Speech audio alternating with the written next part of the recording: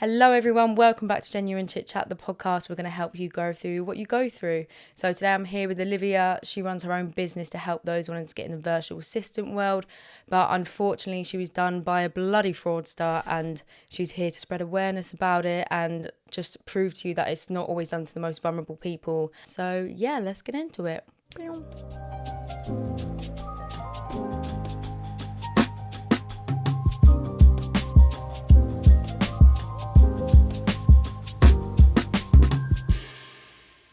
Okay, welcome back everyone. So, how are you? How are you doing? I'm good. How are you? I'm good. I'm excited you came onto this podcast. Me too. My first podcast. Hopefully not my Yeah, last. love it. I love it. So, do you want to start us off a little bit about your business, what you sort of do, and how you got into that? Because I'm actually so interested how that sort of happened. Yeah, so I always basically helped my friend Ellie, Beauty by Ellie Parkhurst. Shout out to you, Ellie, my first client. Oh my God, I literally asked her to do my makeup for my friend's wedding at the end of this year. No way. Yeah, but she was busy, Oh, sadly. sorry, babes. I would have been the one messaging you. But Yeah. so when I think it was like 2021, and I was with her, and I've always been like very OCD and wanting everything to be organised and life sorted out. Yeah, of course. And her message inbox was so built up, and I remember thinking like, I actually don't know how you do that. And she was like, I need you to sort it out.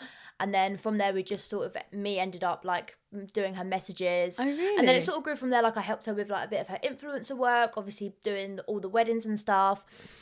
And then, but while I was doing all that with her, I was going through uni, and then I went on to start my job in 2023. Or was it 2022? I can't remember. Oh, no, it was 2023.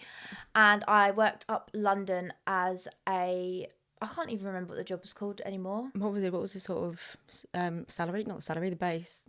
The base? The role. I can't remember what the role's called anymore. Oh, I was a clerk for lawyers. Right. So okay. I basically did diary management for lawyers. Oh, okay. So what did you do at uni? I did psychology at uni at okay, King's, nice. yeah. So very different paths from Yeah. like the usual school. And then as I was obviously going through my job, I just felt like this wasn't where my passion was, but I didn't really know what my passion was. I've never been like, not in a stereotypical way, but a lot of girls who I like look at Instagram are really good at beauty and stuff, and I never felt like I was good at makeup or hair or any sort of thing like that. And obviously I knew in the back of my head that I loved what I was doing with Ellie, but I didn't really know that it was a thing.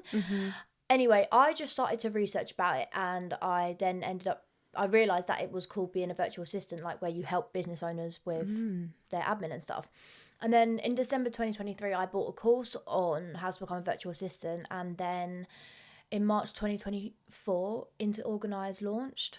And here we are today. Love it. And then along the journey, obviously, I picked up clients. And then because in the last year, I just have managed to get some really amazing clients and put myself in a really good position. I'm now helping other girls out there who want to get into the virtual assistant world to do it as well.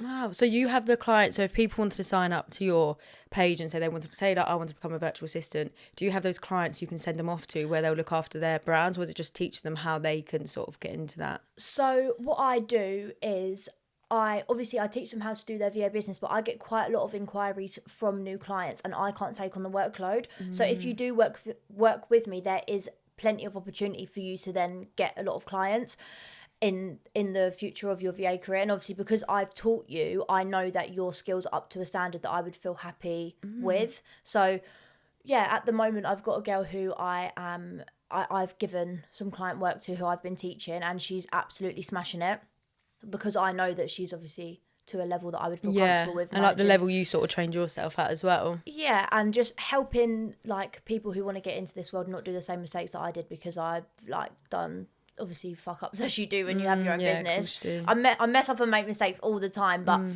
I mean, I feel like that would be so unhuman yeah, to do that, like and that basically is what AI is, and that's where you don't get that actual connection, because that's just an AI person. Exactly. And like when you, as bad as it sounds, when you actually see people mess up, it kind of makes you feel better like a little bit, because you see that everyone's hasn't like mastered everything to perfection. No, and which is actually what you want. Yeah, I mess up all the time. Even today, I forgot to block one of my clients' diaries, and she was going on holiday, and then I had to move people around, and I just sat there and I just thought, fuck, like I've been doing this for how long, and like I still do the same mistakes. But it's just a lesson that even that mistakes happen, they're not going to leave me, and my whole business isn't going to flop. I always think that when I do these mistakes, I'm like, oh my God, like it's literally going to go tits up, but it's not going to happen, yeah. But if you think about it, like 99% of the time you do good, that's at 1%. But that is us as humans. We always focus on the one thing that goes bad over the other 99% of things that have gone good. Exactly. And I don't get why we like that.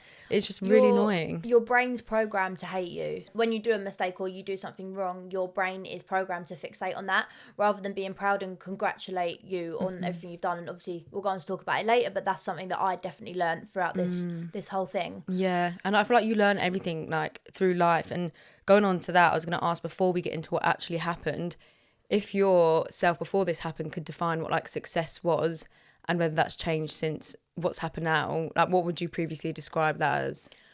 So I think the past me would have just described success as very monetary sort of targeted and centered.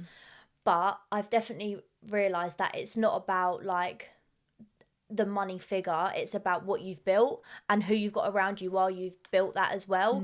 Because I see these quotes quite a lot as well where it's like I'm rich in life because I found this, and I think you are genuinely rich and successful in life with what you have built yourself and who you have around you. Because otherwise, if you have all the money in the world and you have no one around you to enjoy that money with, then that success means nothing. Who's there to be proud of you when you know, oh, okay, I've done XYZ? Your success is sort of like maximized when you've got people around you telling you how amazing you're doing. And if you don't have that, then your success is invaluable. That's what I think anyway. Yeah, and I think you've obviously sort of learnt that through what's happened. So do you basically want to like reveal to all the listeners what sort of happened and when, and I will what went on? Reveal the story. reveal. So at the start of March, I think it was the second week of March, I literally this year, as in like mental. This is April the 8th, is it today? I think it was March the 8th, so a month ago today. Wow. Unfortunately, I had a call from someone and they basically ended up taking all of my money as part of a fraud case. So I won't like go into the ins and outs of how it happened, but moral of the story is these people called me and they basically told me that they were of a very high security level of my bank. And they basically told me that Halifax, my bank, didn't know the level of security that these guys did because it was such of a high secure level. They were using all these terms and shit, I don't fucking know, like protocol, I don't know. But the reason they got me is I actually got scammed last year. Someone had my physical card and I lost about 200 quid. Oh, that's so annoying. I know, Halifax luckily refunded me, but I didn't realise. So somebody had been paying for like some membership on my card for like months. And while it was happening, I would look at my bank and I'd think, I'm not that skint. Do you know what I mean? I was like, I swear I have more money than this. And then it was just like over a few months, I just keep like thinking, that's weird. Anyway, not going to look into it. And then I realised that I had been scammed, losing that money. So these people, when they called me, they basically said that they said, had I gone into John Lewis in Birmingham and used my card for £750, I was like, no. And they was like, right, has someone scammed you before? Or they said like, you've been scammed before, haven't you? Like they knew all the... so it's using that. So, and I was like, yeah. And they was like, right, okay. They was like, well, don't panic, but like somebody has your card. And they're trying to do all these transactions anyway. And do you know what? The fact that they were like, you've been scammed before, I reckon they probably just say that to everyone and hope they come across someone that has, because that is the minute they'll believe them. The minute they'd probably say no is when people will probably be like, no. But like, because you obviously had, it's like you sort of had that trust in them where you thought they know what, like they definitely are my bank. Exactly. And they had the bait then. They knew, and they heard the panic in my voice. They knew that I was panicked and they knew that I was vulnerable at that point. And they knew it was so fucked. Obviously I'm smiling now, but at the time it was horrible. So obviously that happened. They said my scans, and anyway, they basically said that none of my money was safe and that it had to be put into like safe accounts, and that they were working alongside the Action Police, who are the fraud Action Police team. And like my case was of such a severe level, it was a level 3, so they just kept on feeding me panic. And at this point, unfortunately, my boyfriend left my house at about 3:30. They called me at 3:45. I didn't get off the phone to them until 7:45. So it was 4 hours of just pure like brainwash and talking to the phone to this man. at the point of where my mum came home, and obviously at this point I have lost all my money and I'm still not even believing it's a scam. They were trying to get me to do even more things. So when they were telling you to move it to these like places, was you literally moving it to their accounts? Well, I don't know where I was moving it to, but they were telling me that it was like these secure accounts that, and obviously where they were telling me it was a banking protocol that my bank wouldn't know about, they were then making me overthink, because they was like, they kept reminding me, like, you know that this is like really serious right now and you need to move this money. Oh my God. And they were basically telling me, like, if I contact Halifax, they're going to say all these questions, which they did ask me. And they was like, but you need to remember that we're of a higher level than them. It was honestly that like is literally pure manipulation. My brain was fucked. Like, I was literally sitting here thinking, like, I do not know what I'm doing at this point. And then when I was speaking on the phone to Halifax, they were like, if someone's telling you to move this money, like, we can't guarantee that we'll get it back. And then I'm like stuttering. I'm like, I don't know what to do. And this was at like 7:30. This was when it got really bad. And then they called me back. And they were like, what's going on? And I was crying on the phone to these people. And I was like, what am I doing right now? Like, I don't know what I'm doing. And they was like, have some water, dry your eyes. You know you need to get on that phone to them. Like, that was when I was just what like... Halifax was saying No. This was the scammer people. They were literally like patronising me. And then at this point, I'm just like, what the fuck is going on? So they were telling you to get onto the phone to Halifax? Yeah, they were like telling me to do more transactions to approve it. And obviously at this point where I've literally cleared all my money... I was so trusting in these people. Like, they could have told me to fucking run in front of a train and I would have done it at that point. Do you know what I mean? Like, I thought these people were literally, like, my heart and soul relied on them. And obviously, I know it sounds a bit, you're probably thinking, not you, but like, people would think, why would you move that money? But that was 4 hours. Like, that wasn't, I picked up the phone and then went, here you go. Yeah, like, that was like a long period of time for me to be in that situation on my own. 100%. In a small little box room, not basically even thinking. And they also told me that when they cloned my phone, that all my passwords had been leaked. So I have an online business. I was just fucking panicking.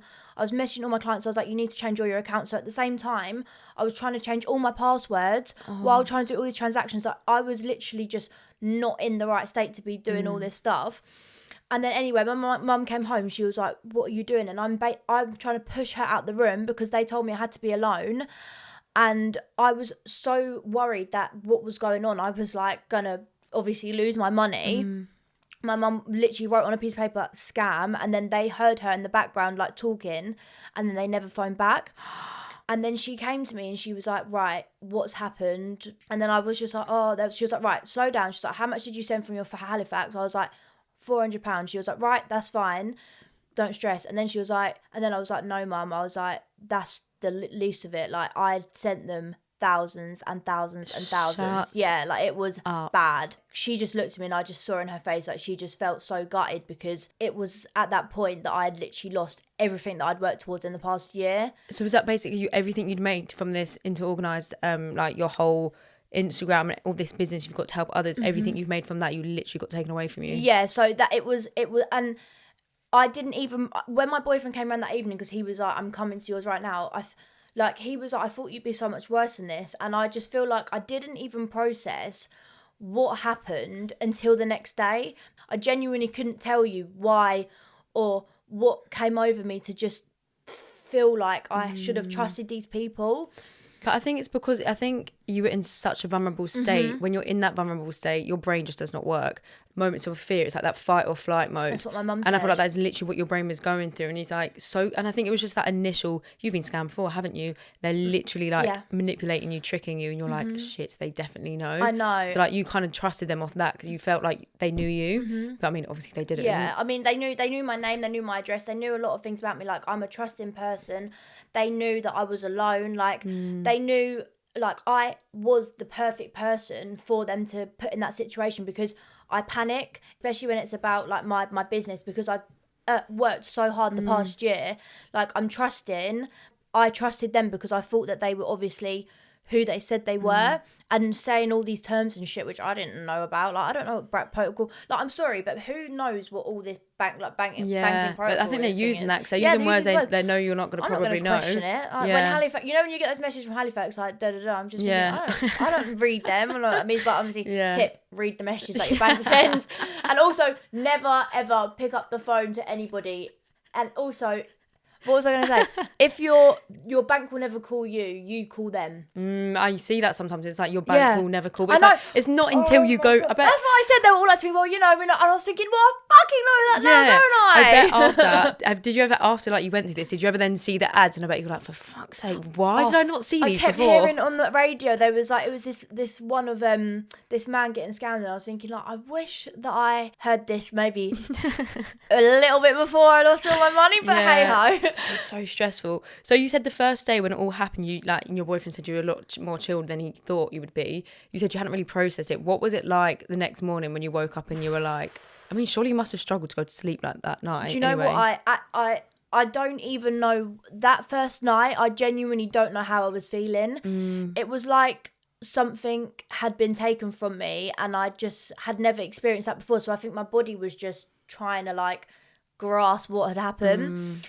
So the first, that Tuesday was the worst day of my life. I was fucking so stressed and depressed because I was like, I don't know what I'm doing. Monzo, you can't even call them on the phone. So it was just all through this chat thing. I'm literally sitting there every day like thinking, what am I doing? Like, that's so bad, isn't it, with Monzo? You can't do anything with them. No, they really so piss me off. It was horrible. And like, because when I called Halifax just to explain the situation, mate, my files probably got fucking high alert, victim.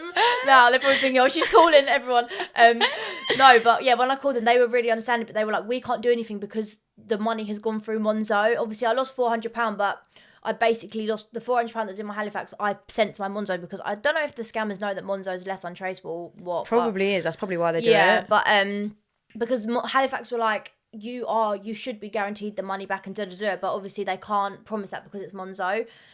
So that first day, was just obviously I called the police, but the police was on the phone to them for an hour and a half, and then they was like, we can't guarantee it'll be investigated. I was thinking, fucking brilliant. Such a waste of time. Another waste of time. And yeah, I just felt so shit. Like I was so upset the whole day. Like I just kept crying. Like my mum was crying. Like my nan was crying because everyone just felt so sorry for me because like everyone, I don't know why I'm even getting upset. Oh, bless you. I don't know why I'm getting upset. I'm just thinking about it. Oh my God, bless you, girl. That's so sad. No, but I just think everyone knew how... It's like that feeling they can't help you. And they couldn't help me. And everyone knew how hard I'd worked here. Oh. Sorry. I don't even know why I'm crying about this. I've literally been so... No, but it is. It's like a traumatic thing. Like that feelings you went through. Like everyone knew how like hard I'd worked. And for it to just go and in front of my face, it was just like... I was so... ashamed as well, and I was so annoyed because like you hear about all these stories of old people and I was thinking I'm 22, like I'm clever, like I'm not stupid, like I've got business, for fuck's sake. Do you know what I mean? You felt like you were just such a victim and like you kind of, I know you shouldn't, but I guess you kind of sort of felt a little bit guilty. It was like, why the fuck has this happened to me? Like I'm so much better than this. Exactly. And you just were annoyed at yourself. I was so frustrated, and I think my mum kept saying to me, oh sorry if I got it here. Oh my God, my makeup's better slayed still. So my mum, she kept saying to me, like, stop feeling so ashamed and and I was just like, why did I do that? Why did I? But you can't keep questioning, like, why you did it, because at the end of the day, I did it. And what my mum kept saying to me was, they have literally taken everything. Like, they can't keep taking this feeling of, like, upset and emotion and just, like, controlling your life. So that was the Tuesday. So the Tuesday was the worst day because that was like the first day. That was just like the day of realisation, like what's actually I was just happened. I just kept looking at my bank and I was like, how have I got nothing? Like, how have I done this? I was just like, oh, what do I do? Yeah, I think you must have just felt so lost, like, because I think, so I don't know what it's about money, but it's just like when there's nothing there, there's like, that's just the most stressful feeling ever. And I think it's just that uncertainty that you were definitely going to get it back. So it's just sitting there not knowing and constantly having to call people, be referred to someone else and all of that. That must have just felt like it was like never ending. And I just felt like every time I was living it over again, like on the Wednesday, obviously I was still very upset at the whole point because I was like, I don't know what's going on. But where I had a really good conversation with my client, and I spoke to him, I cried on the phone to him, and he said, live. And I think the thing is with the girls, like, you know what we're like, we're very like we love you, we feel sorry for you, but I needed the tough love. And he was like to me, you need to make a plan of how you're going to get that money back. And I sat, and he was like, get a pen and get a paper, and he was like, and write down how you're going to get that money back. That was probably one of the key moments for me where I just felt like I have a fucking business to run. Like, I can't sit here and cry forever. Like, I've got 9 other clients that need care, that I need to care for, and that I need to keep on making sure their lives are running smoothly. And although I needed to heal from what was going on, I needed to keep going because I couldn't be set back. They'd already set me back the whole fucking year. Like, I wasn't then going to be set back, even more time wasted. So That's so good. The way you look at it there, it's like you're, instead of dropping everything because one part of it got dropped, you could have easily given up then and thought, do you know what, fuck this, like I'm not even going to try, I'm not going to get it back, I'm going to sit here, cry, feel bad for myself. But you would literally not have gained anything from that. I always see this video, it's like, say you're having a bad day, say you were taking your like whole washing to the washing machine, you drop one sock, basically what's happened to you, like one part of your business happened, you've dropped one sock, fuck it, I'm not going to put the rest of the washing on, you throw all the rest of the washings, you've given up, like you're not going to do it. Or you could pick that sock back up, try and sort out, shove it back in the washing machine, which is literally I love that analogy. Yeah, I needed the washing machine analogy back then. Fucking hell, babe. Next time I know. No, you did.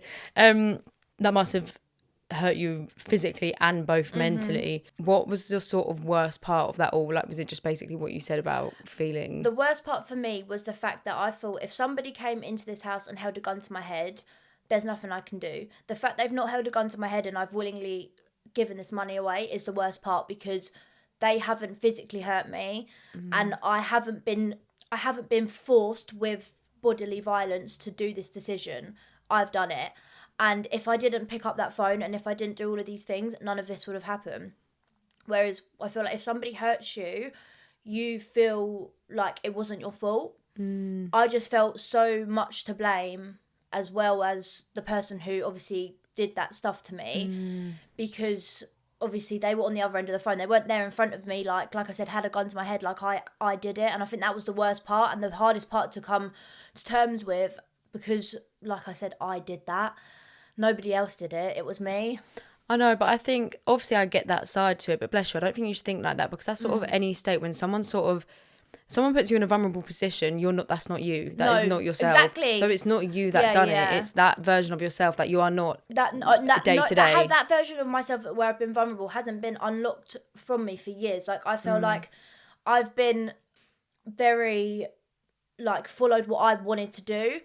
And I felt like in that situation, I was controlled by somebody else. And I haven't had that feeling of feeling like I was controlled by somebody else for a long time. And I went to the gym with my friend Evie, and before we went in, I was like, that's the hardest part, is the fact that I felt like I grew as a person, and I would never let somebody like control me again. And when I went through that, I felt like that part of me still there that can be controlled. And that was just really shit, because I thought I'd grown from that. Like, I'm strong. I would never let somebody control me and have control over my actions and what I do and da-da-da. And obviously when I did that, I just thought, fuck, like, am I still that sort of same vulnerable person where people can take the piss out of me and be nasty to me, and I sort of don't have any input in what goes on? But you just felt like your like past version of yourself was like being brought up again. Definitely, which is 100%. sad. But no, definitely don't blame yourself, because it's sort of like, if you put a situation like you literally just said, if there was someone that came to your room with a gun to your head, you couldn't do anything. If they had that gun to your head and was like, give me your money, and you did, and then you found out later there was no bullets in that gun, you'd then be like, why the fuck did I do that? Do it? Exactly. That's sort of the exact same thing, although it's not like physical what these people done, emotionally what they done is just as traumatizing as having a gun with no bullets, because you're believing them that they've got a gun with bullets by how manipulating they were, but they literally had no bullets in that gun. But you didn't know that. Like, do you know what I mean? You had no idea, and it's not like you should have, because the fact they got you to such a vulnerable place where you sort of trusted them, that takes a lot. They've obviously crafted it to an absolute, these people are so fucking clever. Like, honestly, hats off to them, mate, because they got me good. Like, Jesus, they must be rinsing it in. But the thing is what's so scary is they're putting the phone down to me and they're doing that to somebody else again every single day. That's what's so sad. That was 4 hours and they got like a lot of money. They're doing that from dusk till dawn. Like, they made a fucking good bit of profit that day, I'll tell you that. They were absolutely buzzing. Yeah, I know. Booked a holiday I know, next that's day. what I thought. I bet he was on the phone and he had me on speaker and he was like, come here, like, I've got a good one. Have a nice pint after. I know, thinking I'm fucking employee of the month. Oh, it's so sad. So obviously it's amazing you took this scenario and you grew strength so well, and you were saying it was from your mate who was like, don't sit around and feel sorry for yourself. Like, as much as it's hard because like when you're healing from something, you obviously need time to heal, but you can't let your healing get to a level where you then become unmotivated and uninspired to get on with whatever it is you approach with. So you sort of found that strength through your friend, and like, was there anything else that sort of got you through that? I think getting me through it was definitely my so that was actually my client who told me to do that. Yeah. I definitely think my clients helped me, my family, my friends, that the people who I had around me helped me so much. And I think I am always that person who wants to make sure everybody was okay, and I've never really had something traumatic or bad happen to me. Obviously that's a blessing, and in that situation, like, everybody dropped their lives to support me, and that was such a nice feeling, because not that I'd ever feel like nobody would give that back to me, but I'd never had that feeling of what if something sort of bad happens to me, like what would it be like? And like I said, everybody was so good and so supportive, and I just feel so lucky that I had these people around me. But my mum said to me, you reap what you sow. And I am a good person, and I definitely deserve all the people who I've got in my life now, because they literally did the most for me in my darkest time, and I know, like, but they know I would do the same for them. Yeah, of course. Do you know what I mean? Yeah, that's so nice. I think that's such a big thing about who you surround yourself with, and that's what you go back to at the beginning when you said success. Before, you thought it was such like a like a monetary thing, like it's all to do with money, but like now you're saying it's more about like who you're rich with in life, and I think that's definitely probably stemmed from this whole process that you sort of been through.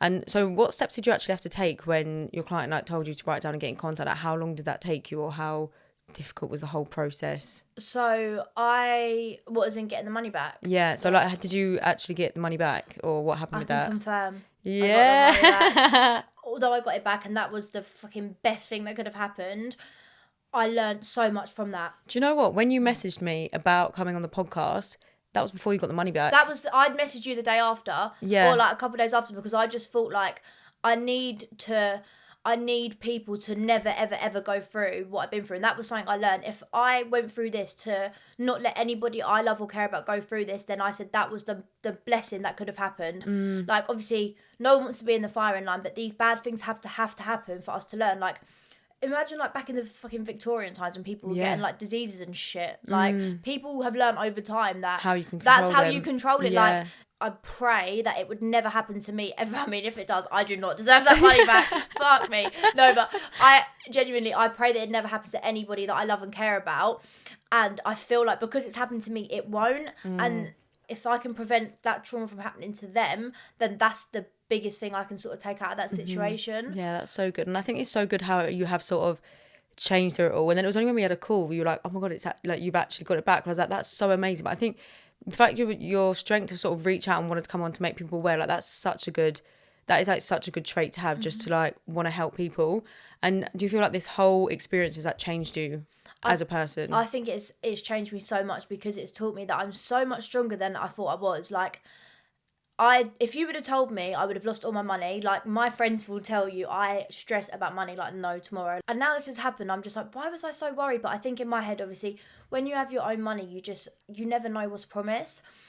And I'm always chasing the next goal. Like, I'm never sitting here and I'm never like, right, I've done this, like, I'm happy right now. Like, I'm always thinking, right, next thing. And obviously this has happened. I spoke to my friends about it, and they were like, Liv, the fact that you've done that in a year is incredible. And I think it was almost a lesson, because I wasn't appreciating what I'd done. I wasn't sitting there saying that I'm actually really proud of what I've done, what I've achieved so far. Coming on this podcast is to help people, and I think with being a virtual assistant, like I always say this to people, obviously the money and the freedom and is good, but the fact that like I actually help other people to chase their own business dreams is something so special, and you can't put a value on that. And I've always loved helping people, and I feel like if I don't share my story, even if one person listens to this and they think, oh, okay, like, now I know if somebody calls me, I don't pick up the phone to them, then I've done something.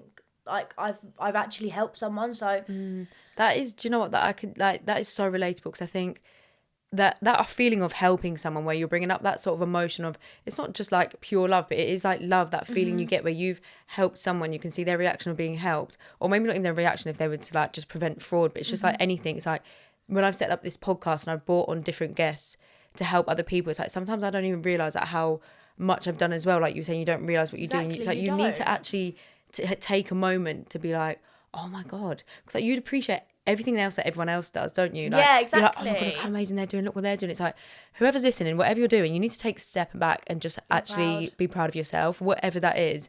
And don't... Even if it's the fact of you managed to wake up and go to the gym and you thought you wasn't going to have the motivation to do it. Like, there's so many little things that you can do that you don't sit back and think, oh, you know what? The old me wouldn't have done that, do you know? And you take these for granted because it becomes a new habit. Yeah. But like, even doing this podcast, like, you've had so many people come on, share their story, and obviously people will take something away from that. Like, I remember Phoebe. I've known Phoebe since I was younger. Our dads were really good friends, and I remember I saw her thing of her illness, and I missed her, and I was like, I didn't even know that was what happened to you when you was going through that. And it's like, you learn things about people who you know, and and it's like, it's good, because otherwise you feel like, how are you going to spread awareness? And you need to spread awareness in the world, because so many fucking bad things out there, and you need to put some good things out there. You really do. And do you know what, even if whoever's listening now and you're supporting my business, supporting Olivia's by listening, like, thank you so much. You're doing a good thing today. You are so doing a good thing. Be proud of yourself also for taking time to listen to this episode, where you're giving yourself some you time, where you're listening to something that makes you happy or makes you feel good. Like, you're taking time to look after yourself right now. So well done to any of you. You're a great person. You are. So, I mean, I feel like your whole view, your whole perspective. Your whole sort of like perspective on life now has changed so much, and I feel like that's why, I mean, I think I probably say it every single episode, so if you've heard this, like, everything in life is a lesson. Oh my God, it is much, but I mean, when you're raw in the situation, you think, fuck, this isn't a lesson, I did not need this lesson. This is going to be a lesson. I was thinking, do you know what, I can't see the lesson right now. What is the lesson? I've lost everything. But main lesson is, although I lost all my money, my health was intact. I had everybody around me, and I realised that, like, money comes and goes, and money can literally be taken from you in an instant, but so can life. And the money can always come back. Like, whether I got the money back from the case or whether I earned it back, I would have made the money back. If somebody is like ill and passes, you can't get that back. So wow, you really need to be grateful for life and just try and enjoy your time on this earth, because nothing is promised. I did not wake up and think I'm going to be... That's so true. Lost for that money is tonight. so true. It's like anything that goes wrong in our life, we just focus on that defines our whole life. It's like there's so much more to life than that one thing going wrong. Is. I mean, obviously, it's dependent on how major or severe that is. I'm not saying whatever it is, oh, it's fine, just look at everything else, because obviously not everything's that case. But yeah, that's so good you had that mindset, and like, it's made you into such a better person now. I think it really changed me for the better, because it stopped me being so worried about things. I mean, don't get me wrong, I'm always worrying or overthinking about something, but well, that's normal. Yeah, but it definitely taught me to, like, not stress about the little things so much, because I will always be stressing about something or someone or fucking something that happened 10 years ago, and I'm still thinking, like, God, are they still upset or annoyed at me? And I'm just like, why am I even thinking about that? And like I said, stop worrying about money and just, like, enjoy what I've got while I've got it, and stop trying to always chase the next thing. Like, be conscious about chasing the next thing, but also be proud of what I've done so far, and acknowledge that, and then be like, right, okay, now is the time to move on. Like, not just keep going like dun dun dun dun dun all the time. Go. Yeah, sometimes you definitely need to take space back, and that was me this morning. Like, this morning, sometimes I do, sometimes I like don't. Obviously, not every morning. But today I just woke up feeling like really stressed because I had so much to do. And then, not this podcast, like, that was what I was actually looking forward to. But it's like I had so much work and like other editing and other stuff to do. And I was like, oh my God, I need to get this. Oh no, but that day I'm doing that. Then I literally was like, whoa. I literally was like mid doing my hair, like, for work. And I literally was like just looking out the window, and I was looking at the sun like coming through my window. I was like, Jen, just take a second. Like, why are we're constantly so stressed about what's happening next or what we've got to sort out. We never actually are so mindful to be in our present moment. So then I got ready for work, and I literally had like 20 minutes to spare before I got the train. And I literally just sat on my bed in front of my window where there was sun. I could hear birds tweeting, and I just done like a morning meditation for like 14. I think it was like a 14-minute episode about being present in like the actual moment. It's all about like listening to your breathing, your body. Just know that in this moment you're in right now, you're literally safe and you have nothing to worry about. Oh, that's so and it cool. it makes you realize it's like, why are we constantly on the chase? Like we miss the current moment we're in so much. So even when I'm on a holiday sometimes, like, if I'm having a really good time, I literally am like, just actually take 10 seconds to like look further around than you normally would. Say we were like sitting at a beach club right now and like, oh my God, this is so fun. Like when you actually like look at every single like thing around you, you take it in so much more. And then the memory of that day would be so much better.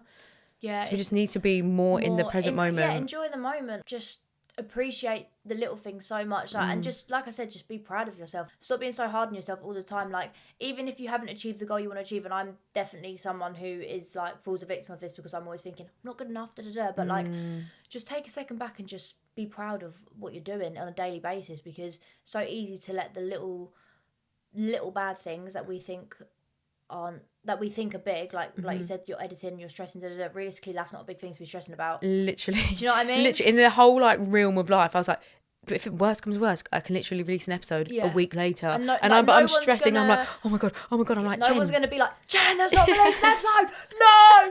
Literally, it's because we just think the whole world is about us, and everyone's gonna care so much. It's like, there's so many bigger problems in life than that. Like there literally is. So if anyone was sort of, I don't know, if someone was going through fraud, is there any sort of tips you can give? Like, so you said you were very consistent with what you actually like, you were like determined. Do not give up, like hound those motherfuckers, like your life depends on it, I swear to God. I wrote, this might be a little bit insane, but the fraudsters messed with the wrong girl. I wrote a document of 180 pages of my whole situation that went on in the 4 hours. 180 No, pages? sorry, 108. Sorry, even so? Yeah, it's pretty fucked up, I know. 108? What did you even write? I added screenshots. It was like a lawyer fucking soul got into me, I think, at that point. And I just did not stop until this document was done. And I sent it to Monzo. And then they was like, could you send us more screenshots? I was thinking, are you taking the they didn't even look at the thing. So I sent them like key screenshots, messaged them every single day. They were like, there's still no update. Like, I kind of felt like I was being annoying, but my client, Brooke, love you, Brooke, she kept telling me, she was like, hound them. And I was like, oh, I'm scared. And she was like, mate, you need to get your money back. And I was like, okay. I just kept messaging them. And then one random Monday, I got a message and it was like, I saw the word refund and I was like, I'm not going to get my hopes up because I'm not even going to think about like, this is the case.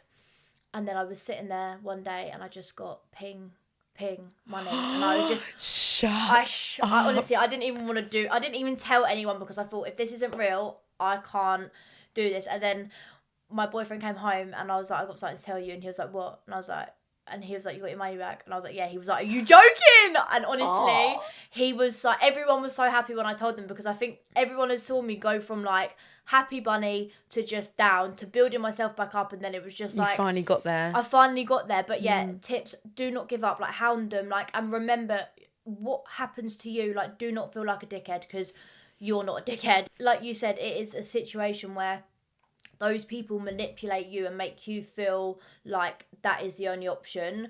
And it's not just a simple case of like, oh, well, I wouldn't pick up the phone to them, because it was not like that for me. Do you know what I mean? But yeah, just don't give up, and just don't fucking transfer your money when people say they're security and shit. No one, and yeah, just banks or anyone that is in charge of your money, whatever, like they would never ring you. No, yeah, but that's what they said. They're like, we would never ask you to move your money. And I'm just thinking, I know you wouldn't, but they was telling me that their security level was different. And when I even spoke to Halifax, I was like, do you have a level 3 security team? And I was like, I don't know. And then I was like, oh, fuck, like, is this true? Surely they should. Well, they said they didn't know. And then I was like, do you know their protocol? And they was like, we don't know if we know their protocol. And I was like, brilliant. So then I was like, okay, maybe they are telling the truth, but they wasn't. Oh, my God. They told me, they was like, you're going to get new logins for your banks in the post. And I still haven't got them. Oh, God. Surely they'd be way more, like, surely this must happen all the time. Told me that. Oh, the scammers told you that. But obviously I was thinking, I don't think it's gonna happen. Who sends it in the post anymore? Like, they literally just email you. Actually, to be fair, when you get a new card, yeah, obviously they do that comes send in the post because that won't come online. They could have told me the sky was blue. I was green. I would have believed it at that point. But anyway, but honestly, you should be so proud of yourself, like how you got through this, because it's good. Like, although it worked out for you because you got the money, I think even before you were to actually get the money, your mindset sort of changed and just realised that it wasn't all about that. No. And I think it's not just necessarily about just being consistent.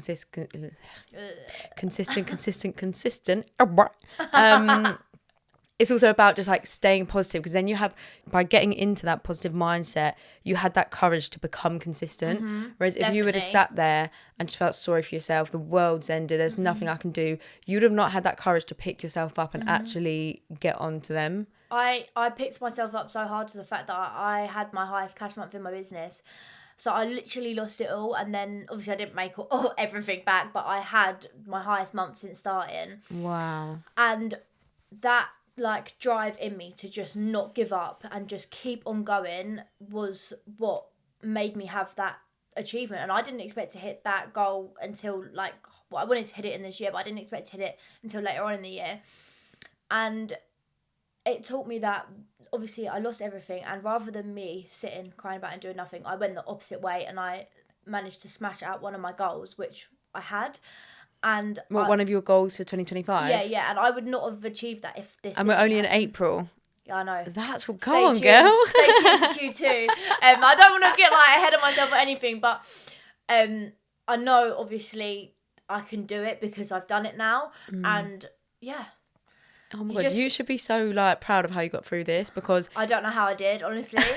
That is your capability of what you can handle. And it's sad at times, like I'm not saying everyone that's listening now, you have to go through a really shit time to realise how good you are. It's like, just unlock that potential of you before you go through something shit. Yeah. Because that is deep within you, and it's just sad we have to go through these situations to bring that out. But you don't necessarily, if you just listen to Olivia's advice about how to get through things, attune that to just a small problem going on in your life, not necessarily just a not massive. Not necessarily losing your whole money of your year, but maybe something else. Doesn't have to get that big.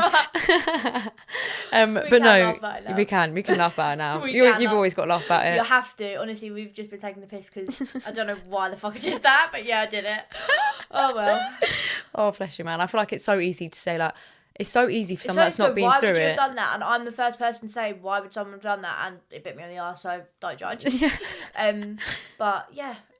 But it is easy. It's so easy from an outsider's perspective on anything. Why did you do that? On the phone, when you hear people and they you hear them they stayed with this person who was abusive. You think, why would you stay with them? But when you're in that vulnerable state of mind, you actually don't really know what's going on. So I don't think that when people do these things and you think, why would you? Or when you hear people join cults and stuff. I was pushing my mum out the room. I basically that's how easy it is to brainwash someone for them to join a cult. You don't listen to your family anymore. Yeah. I trusted this geezer who I was on the phone to for 4 hours over my mum. She was my mum for 22 years. That's insane. That's mental. That is so mental. But yeah, you've handled it like an absolute, I don't even know what word to use. An absolute Avenger. Avenger assembles. Avenger assembles. No, not an Avenger. That's a complete wrong word. Is it not? I don't know, but I feel like Avenger, there's a better word to describe you than an Avenger. You've handled it like such a strong woman, and you should be so proud of yourself. Things are put in our pathway for a reason. So the big man upstairs obviously thought I was capable of dealing with that, and I feel like I've doubted myself a lot. I feel like I'm a weaker person. I'm very emotional, and I do get upset by little things. But things will never be put in your way that you can't handle, and you always hear the phrase of bad things happen to good people, but there is a reason for that, and that's because you project so much good into the earth that you have to be tested at times to check that you are still a good person, because this could change me. This could have made me into an arsehole. I could have literally been like, I don't give a fuck about so many things now, and it's like if you lose someone, it can happen to people as well. They can change who they are. But I think when bad things happen, you should never change your roots and always be the good person that you are, regardless of what you're going through, and no matter how bad it gets, because nobody deserves or nothing deserves to take that spark away from you and dim in your light. And that's another thing as well. The scammers took, I don't know if I mentioned this, but my mum said to me that the fraudsters took everything from me. They can't now keep taking my happiness, my spark, my business, everything that I have in my life on a day-to-day basis. They don't get to take more than they take from you in that room. And that's the same thing if you have been physically hurt by somebody. They've taken enough from you. Don't let them take any more. Wow. The way you look at that and the way you sort of lay that out is so true. And I think people don't realise that enough. It is shit. That is common for someone to be like, why do bad things happen to me? I am so good. Yeah. It's because you can handle it. Yeah. And as much as it doesn't feel like it at the time, obviously, when you literally woke up Tuesday, you weren't thinking, oh yeah, it's only because I'm a good person. Yeah, I didn't wake up and think, oh well, I was literally I'm just a good person. Yeah. Not eating. I was fucking lost so much weight. But yeah. But it's because he knew, or the universe, whoever you believe in, whatever sort of person or thing you believe in, it just know that whatever is happening, you are put in that position because you are strong enough. Yeah, you and like are. yourself, you were so strong through all of Mm-hmm. this, and now you're here helping spread awareness, which could help so many people, which is so amazing. I hope this helps so few people. It definitely will. Fucking shit, guys. No, it definitely will. It's so nice you've come on. Yeah, you've just been amazing. I'm so happy that you've sort of spread this positivity. I feel like famous. Follow me at InterOrganised. Drop it. Yeah, here's my Instagram. I'll edit that in. Yeah, thank you. So, towards the end of the episode, if you could give one task, just doesn't have to be sort of relate to your story, just anything that could make someone listening to this one task they can do this week to make them feel a little bit better, what sort of task would you give them? I would give you the task of writing what you've done this week, and I mean talking to the fact of, have you like gone to work, have you made your dinner, like all these little things that you've done the past 3 days, like whether it's been, have you read 50 minutes of your book, have you got up and showered, like literally normal things, and just be happy that you've done that. Like you've lived this week so far, and you have been able to do these little things that you should just be grateful for, and just take a moment and think, yeah, okay, maybe you think you haven't achieved anything, but waking up every single day and showing up every single day, doing the same thing that you do every single day is enough to be proud of. And like regardless of what situation you're in, like just be proud of it and just be happy that you've, you know, mastered another week on this earth. Yeah, that's so true. It's like what you said, we're always chasing goals. Yeah, not just take a moment to maybe chase that happiness within what you've already done. Yeah, and if you look back on your week and you feel like you're not fulfilled and you're not happy, then just start to think about, okay, what can I do, or what can I implement into next week to make sure I am moving in the right direction to achieve my goals, or that I am making sure that I do feel happy and fulfilled. Because if you look back on and when you reflect and you feel like you're not happy and you're not fulfilled, then you know that within you something needs to change, no matter how small, no matter how big, whether that's like meeting your friend for a coffee to make you feel better, whether it's like writing down like your new ideas so you can achieve your goals, like talking to your family, like just something little that's going to make you feel better, because otherwise you're not going to like acknowledge how you're feeling and how to move forward from that. So true. That's just like what you're not changing, you're choosing. Oh my god, yeah. Yeah, so no. I quote. No, that's such great advice. Yeah, write down everything you've done for the past 3 days. It doesn't have to be a massive, I achieved this goal this year, I've done this. Yeah. I've run the furthest I've ever ran. I don't know. You did a little half, didn't you? Yeah, I don't know why that just came to my head, Just but thrown yeah, it in just there. throwing that in there. I've done a half marathon. Yeah, but no, don't even like, that's like the first massive thing I've done this year, but not massive. Mate, I could barely fucking run 5k. Do you know what though? I couldn't. When I first started, I trained for 11 weeks. I could just about run 5k. Like you literally half. can start. So I used the I couldn't donate because I got scammed, by the way, but well done. Oh well, it's gone now. You're donating to me by doing this episode. I can hopefully donate next year, because hopefully it doesn't happen again. Yeah, honestly, this has been so amazing. So last question on the podcast, what I like to make people feel in a good mood after this, what is your favourite song request that they can queue up after this episode? Oh my god, I'm sorry, I should have thought about No, this. you don't feel pressured. Like just a song that makes you feel this good. This makes me more on edge than losing the money. What the hell? It could literally be the most basic song. I mean, it could be one that comes to your head that's not even your favourite, just one that makes you feel good. I have to request, and guys, if you know me, you know the song, and it's At Night by Peggy Gou. Oh, classic. That one that makes you feel proper good. That is literally my fucking tune. I feel like that just reminds you of summer. It came on when I was in high. Yeah. And my friend looked at me and she just gave me the look, and I was like, I'm going to snog your face right now, babe, because I fucking love this song. You should listen to that Tuesday morning when you're going through shit. Yeah, I know, mate, me crying, I've got no money, man. I'm loving life. Loving life, At Night on, blasting it. Oh, I love it. What a tune, though. I'll add that into the playlist, because I've got a playlist of like all songs that guests have recommended after each episode. That's so cool. Yeah, so I've got a playlist, Genuinely Feeling Good. So all of you can follow that. Yeah. Here's the link. Bing. Bing. I mean, they can't really click a link in a video anyway. Head to the website in bio. Don't have a website, but head to the link tree. Head to the link tree and then the Spotify. Into the bio, yeah. Then you can listen to At Night by Peggy Gou and think of me. Love it. But honestly, thank you so much for coming on today. This has been so much fun. I'm glad. I've had fun. No, it's been great. Same time. So this is just my new co-host. We're going to do everyone together now. Oh, yeah, we can have a third. Who wants to be our next guest? Yeah, who wants to be ours? And what have you got to tell us? So drop it in the comments about what you want to talk about. Yeah, I mean, time. I'd never really get any comments on the actual episode, but on just Instagram I do.